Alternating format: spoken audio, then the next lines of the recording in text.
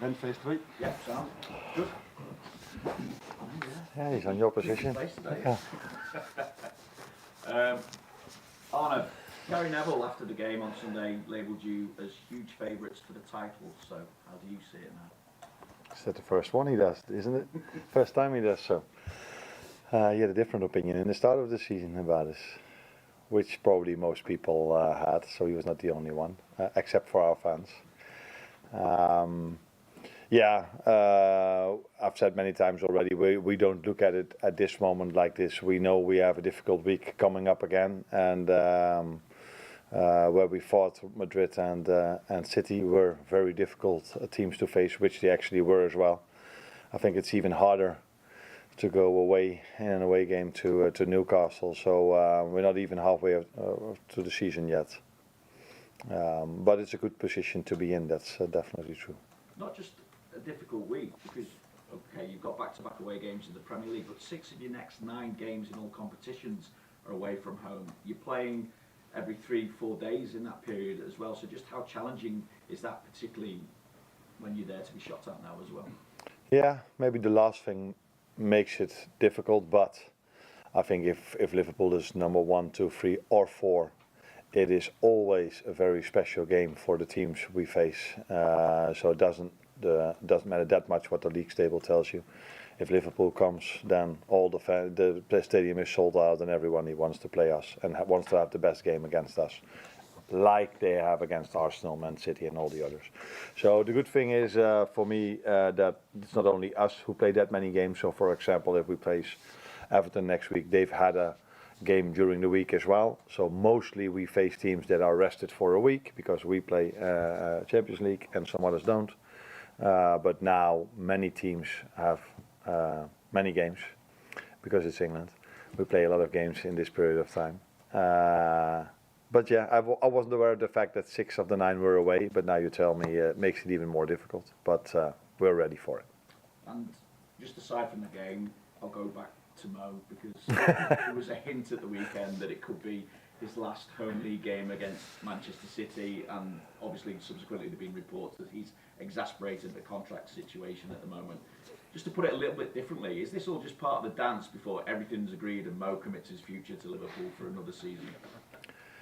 Maybe Mo knows more about the 115 acquisitions that are done, so he expects them not to be in the Premier League next season.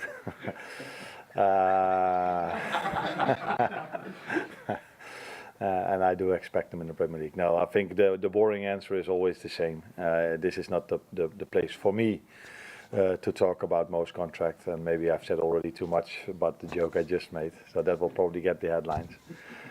But it was a joke. I repeat, it was a joke. You're welcome. Any news in terms of injuries or players coming back, particularly as far as goalkeepers are concerned? Because you might have a big decision to make in a few weeks' time, maybe? I feel I always have a big decision to make in every lineup I have to make. So if you look at our last game against City, I didn't play Darwin, I didn't play Curtis, I didn't play Wata, I didn't play Harvey Elliott, so and Gerard Kwanzaa, and probably I forget 1 or 2 now, Tyler Morton. So it's always big decisions you have to make as a manager of Liverpool, because we have so many quality players. But I think I've been clear a few weeks ago about what my position is about our goalkeepers. But we're just waiting for the moment that Alisson is completely fit, because Cruyff is doing too well to put Alisson in goal if he's only on 50%, and that would not be good for Alisson and not be good for the team. So he's getting there. It might take a few more extra days, but he's getting closer and closer. And like I've always said, the end phase of a rehab is always the most the period where you feel like, okay, is he really there, or does he need a few extra days? But he will be in goal before the end of December, if things continue like they are now. After such an intense week where you've had 2 particularly big tests in Real Madrid and Manchester City, do you speak to the player, do you look at things, do you assess things in terms of making sure that nobody now takes the foot off the gas at all? Not as detailed as you say. You always, no matter how it goes in a season, you always keep your eye on the players who feels very well, who doesn't. But I think all the players have felt till now what we've done to secure this position we are having at the moment, to secure these wins. And they all know how hard they had to work for it. So if we would have done this by just playing on 50% and it's so easy for us, then they might feel, we're just too good for this league. But that's definitely not what we feel. Against every team, no matter if it's City or Real Madrid or it was Wolverhampton Wanderers or Nottingham Forest, we had to work really, really, really hard to get a result, and I think that keeps them with both feet on the ground. Is that the saying here as well? Yeah. Okay. You asked on Sunday about not getting carried away. How important is it that you have got players in this squad who've done all this before, won the league, the Premier League with Liverpool? How important is it to have those players there, and is it easy not to get carried away as well for the players? I think it is important, but it's also the culture of this club that it's, for us, it's not a that special thing to be on top of the league or to be on top in the Champions League format. Although that is special because it never been before. Normally you have a different group in the Champions League, but this club, this team, these players are used to the fact that they're top of the league or they are competing for every trophy. So. Then it helps that they've experienced this. They also have experienced this, that they competed for a long time and then in the end they came too short. They couldn't manage to win it. So they also know that it's a long season and to win the league against the likes of Chelsea, Arsenal and City, because I see those three as our main competitors at the moment.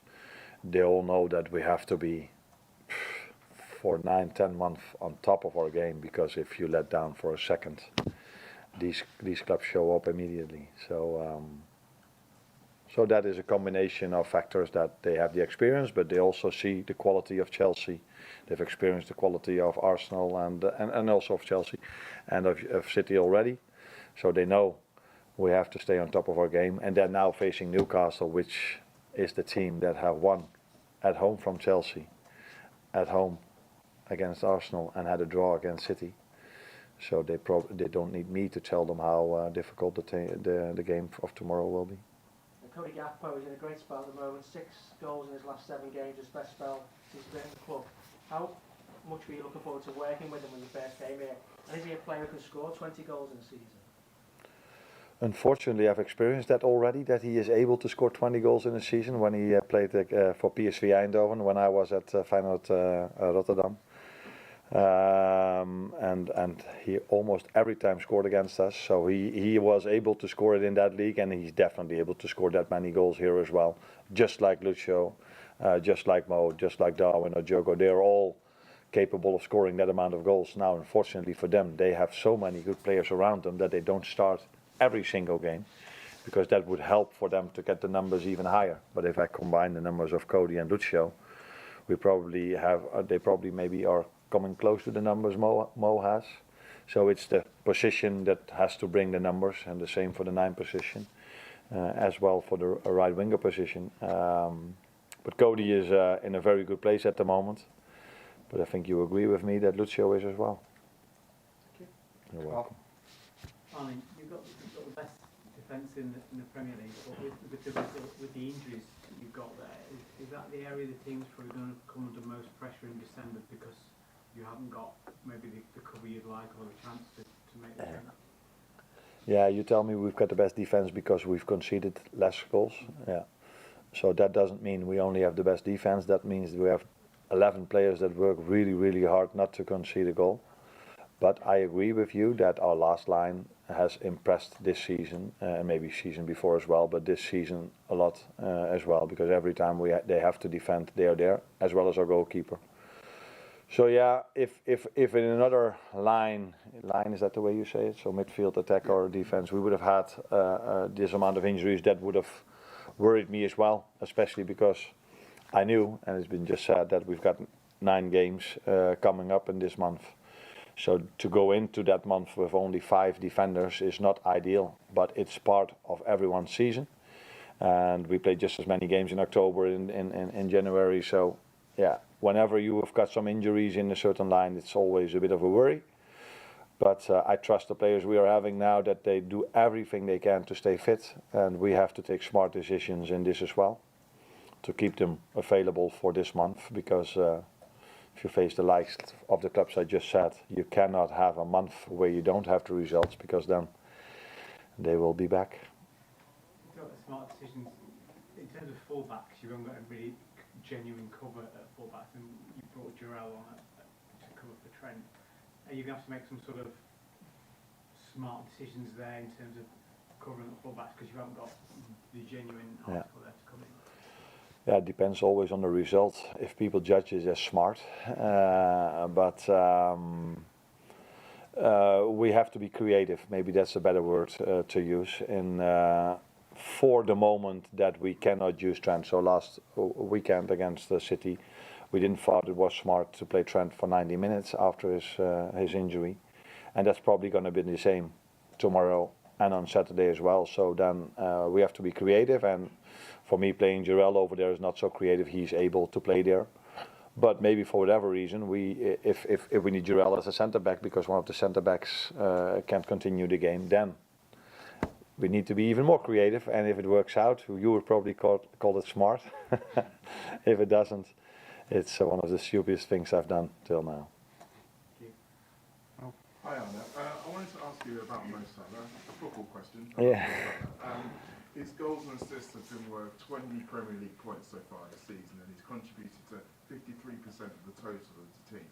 You mentioned that Cody Gakpo and Luis Diaz have got good goal scoring records, but is there a danger of perhaps an over-reliance on him when it comes to assists? Because I think he's nearly got 3 times as many as everyone else in the team. Is there a danger that we rely too much on him? Is that what you're saying?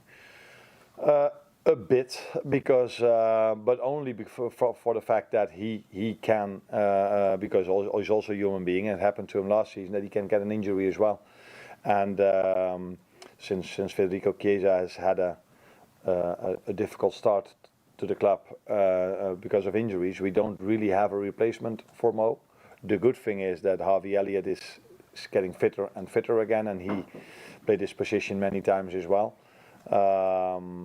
So I'm not afraid that Mo, his numbers will drop at all. But when it comes to an injury of him, then we are in a better position on the left wing than we are at the right. But the good thing is Federico is also training with us again, is getting back, and Harvey is getting back. So, but the best thing that can happen to us is that just Mo stays fit and keeps producing these numbers.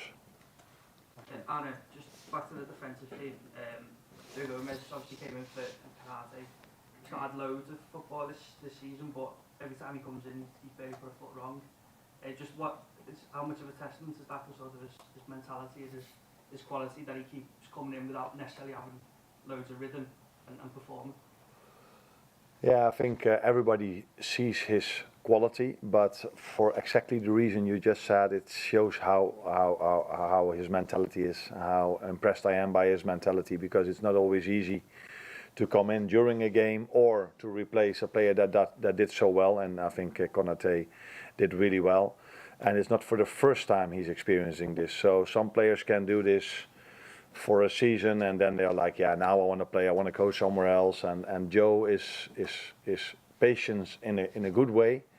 He always makes sure he's ready whenever the club or his teammates need him, and that is special when it comes to his mentality, because not many players can do this for so many years that he has done this.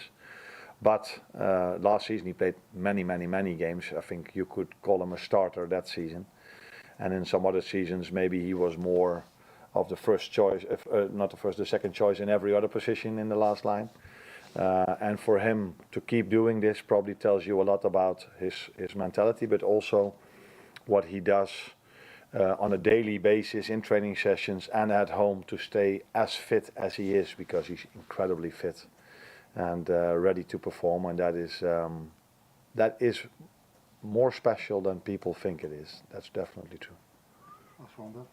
You're in a very strong position in the league, and a lot of supporters saying to consolidate that position when Jamie comes around, maybe to cover all bases, to add to the squad in some areas. As come to the squad in January yet? We are having discussions every day, no matter if there's a window coming up or not. So we always talk about the team, which players we like, which players are maybe not in the best place.